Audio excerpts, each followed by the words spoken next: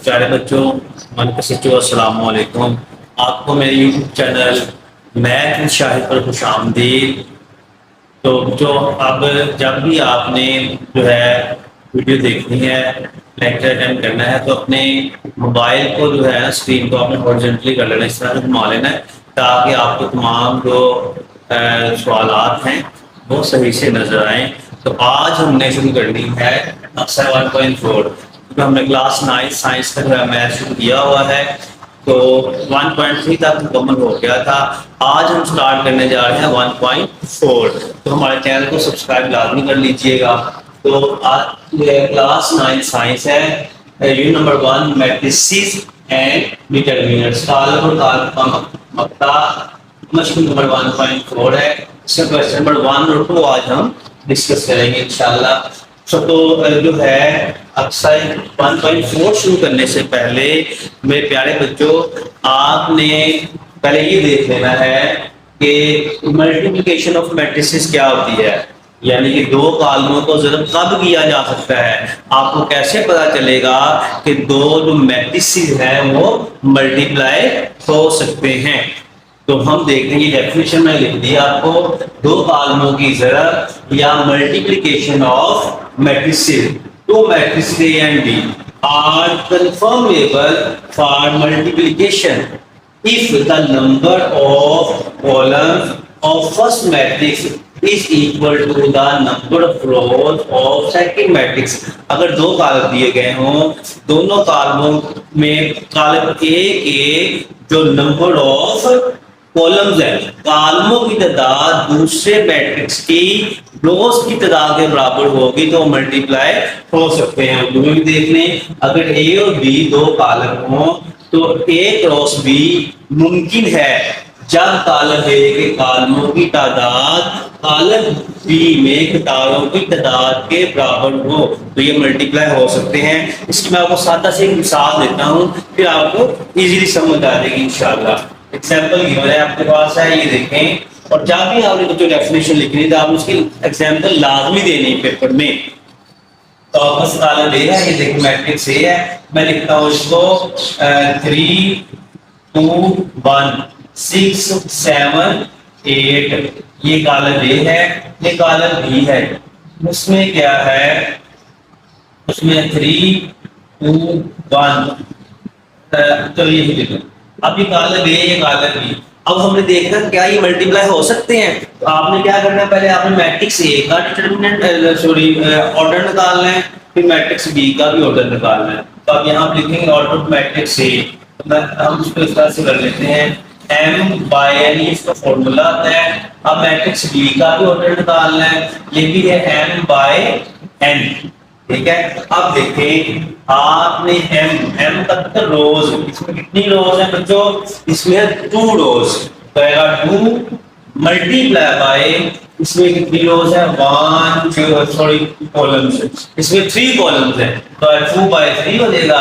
अब इसमें कितनी रोज है 1 2 3, इसमें 3 रोज है और कॉलम कितने 1 कॉलम है। अब आपने देखना है कि ये मल्टीप्लाई हो सकता है कि नहीं हो सकता।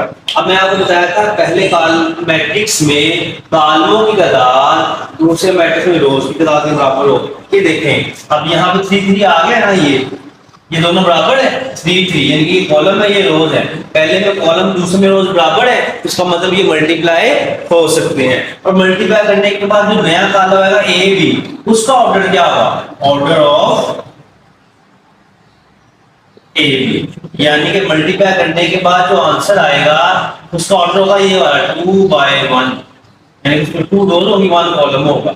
यानी जो बाकी बचता है, ये जो बाकी बचता है बाकी ये इसका नया जो मैट्रिक्स मल्टीप्लाई होने के बाद आएगा वो उसका ऑर्डर होगा। तो आप हम नेक्स्ट से 1.4 का क्वेश्चन नंबर 1 स्टार्ट करते हैं बच्चों। हमारे पास से 1.4 का क्वेश्चन नंबर 1 हम स्टार्ट करते हैं।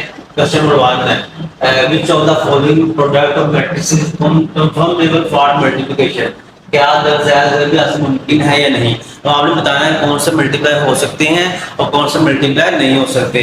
तो आसान तरीका मैंने आपको बताया था, हमने इसका भी ऑर्डर मालूम कर लेना है और इस मैट्रिक्स का भी ऑर्डर हमने मालूम कर लेना है। तो इसका ऑर्डर क्या होगा, इसमें 2 रोज है, इसमें है 2 रोज, 2 बाय, और इसमें 2 ही कॉलम्स है, 2 बाय 2 हो जाएगा, इसमें 2 रोज है बच्चों, 2 रोज मल्टीप्लाई बाय 1, 1 इसमें कॉलम है। अब देखिए ये 2 और 2 बराबर है, इसका मतलब है ये मल्टीप्लाई हो सकता है। तो आपने बताना है कंफर्मेबल फॉर मल्टीप्लिकेशन।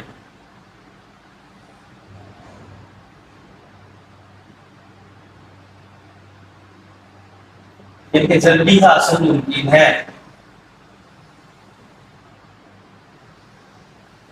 ठीक है बच्चों, अब आपने भी यहाँ देखना है कि ये वाला इसके 2 रोज हैं, 2 बाय इसके 2 कॉलम्स हैं। ठीक है, 2 बाय 2 का इसमें भी 2 रोज हैं और इसके 2 कॉलम्स हैं। तो ये देखें ये दोनों बराबर हैं, तो इसका मतलब है मल्टीप्लिकेशन इज पॉसिबल।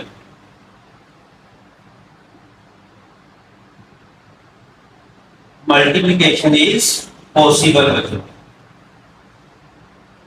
यानी कि जल्दी आसान मुमकिन है लिख सकते हैं आप। अब यहाँ पे देख लें, इसमें जो है 2 रोज हैं और कॉलम कितने हैं, 1 कॉलम है, और इसमें देखिए इसमें 2 रोज को ऑर्डर फ्रॉम करेंगे और इसमें 2 ही कॉलम्स है बाय, और ये 1 और 2 बराबर नहीं है, तो आपने लिखना है मल्टीप्लिकेशन इज इम्पॉसिबल।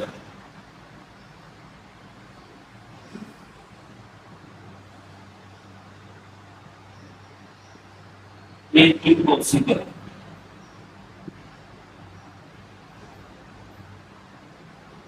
जल्दी आसान मुश्किल नहीं।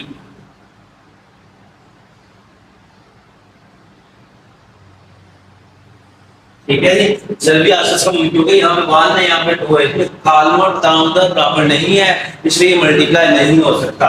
उसके बाद यहाँ पे देखें 1 2 3, इसमें 3 रोज हैं बच्चों और कॉलम कितने हैं, 1 एंड 2 कॉलम्स हैं। अब इसमें 1 2 रोज हैं, इसमें 3 रोज 2 कॉलम, इसमें 2 रोज और कॉलम कितने हैं, 1 2 3, इसमें 3 कॉलम 1 2 3। बस अब ये दोनों बराबर है, तो आपने लिख देना है मल्टीप्लिकेशन इज पॉसिबल, या उर्दू में लिख लें जल्दी हासिल मुमकिन है। ओके, मल्टीप्लिकेशन इज पॉसिबल, यहाँ पे मल्टीप्लाई हो सकते हैं। अब यहाँ पे देख लें कितने रोज हैं, 2 रोज है बच्चों, 2 रोज।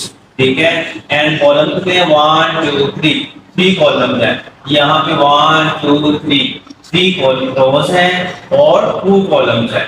अब 3 और 3 बराबर है, तो आपने बता देना है मल्टीप्लिकेशन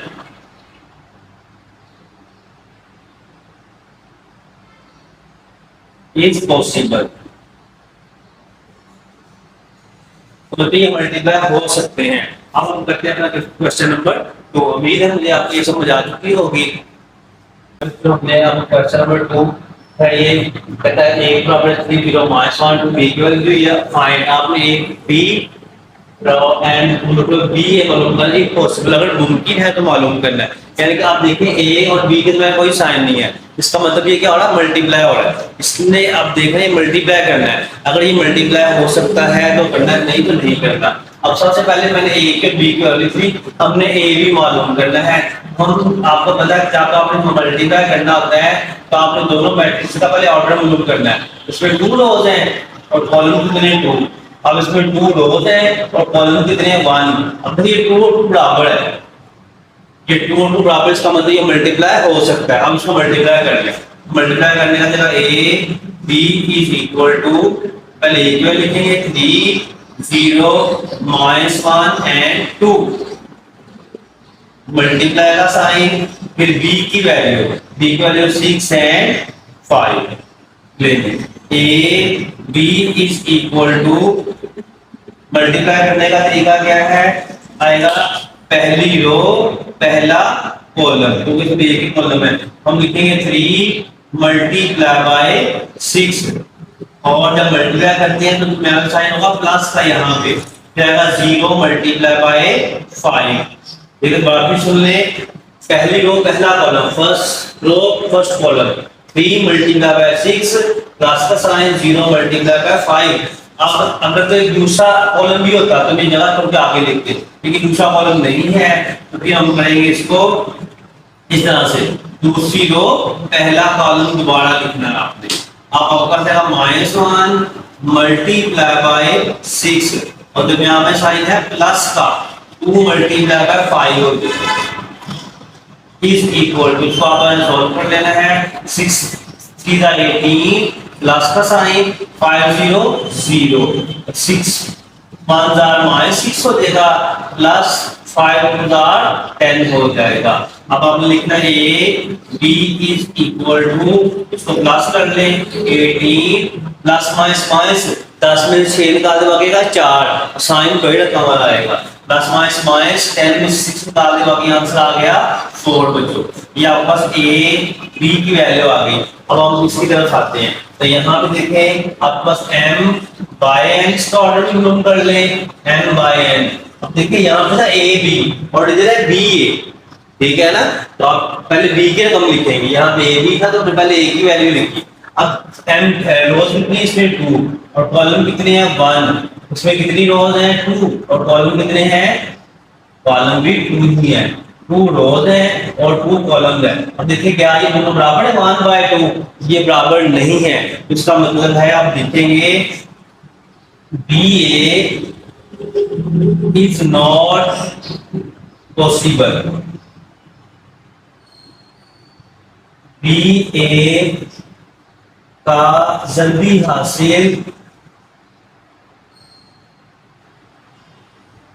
मुमकिन नहीं।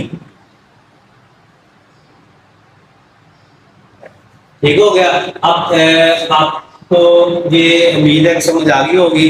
तो बच्चों ये आपने जो है, अब हम इसके बाद क्वेश्चन नंबर जो है फिर स्टार्ट करेंगे नेक्स्ट एपिसोड में इंशाल्लाह। तो अल्लाह ताला आपको कामयाबी और कामयाबी अता फरमाए और हमारे चैनल को आपने लाजमी सब्सक्राइब कर देना है।